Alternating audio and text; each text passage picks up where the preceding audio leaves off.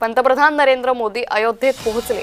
अयोध्येत श्रीराम मंदिर संपूर्ण झालेले आहे। पंतप्रधान नरेंद्र मोदी यांच्या हस्ते आज धर्मध्वज आरोहण सोहळा होणार आहे।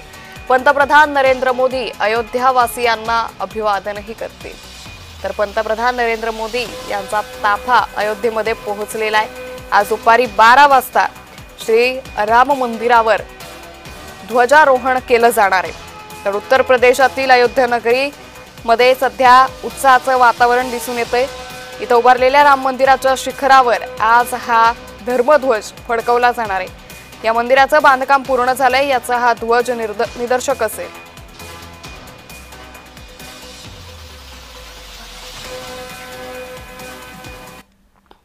राम राम तो कह लोगे पर राम सा दुख भी सहना होगा। पहली चुनौती ये होगी कि मर्यादा में रहना होगा। मर्यादा में रहना कुछ खास नहीं कर जाना है, बत्तियां को गले लगाना है और अहंकार जलाना है। अपने राम लला के खातिर इतना ना कर पाओगे, शबरी का जूता खाओगे तो पुरुषोत्तम कहलाओगे। काम क्रोध के भीतर रहकर तुमको शीतल बनना हो, उद्यम जिसकी छांव में ते ऐसा पीपल बनना होगा सब कुछ प्यारे, वो भी शून्य में रहकर प्यार। तब तुमको पता चलेगा कितने अद्भुत राम हमारे।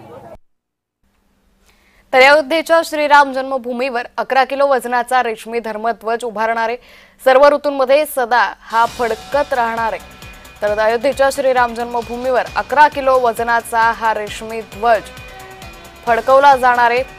तर अगदी काही वेळातच हा ध्वज फडकवला जाईल। त्यापूर्वी पंतप्रधान नरेंद्र मोदी रामलल्लाची पूजा करतील, प्रार्थना होईल आणि त्यानंतर हा धर्मध्वज फडकवला जाईल। सर्व ऋतूंमध्ये सदा हा धर्मध्वज फडकत राहील। तर या मंदिराचं बांधकाम पूर्ण झालंय, याचं निदर्शक हा ध्वज असेल।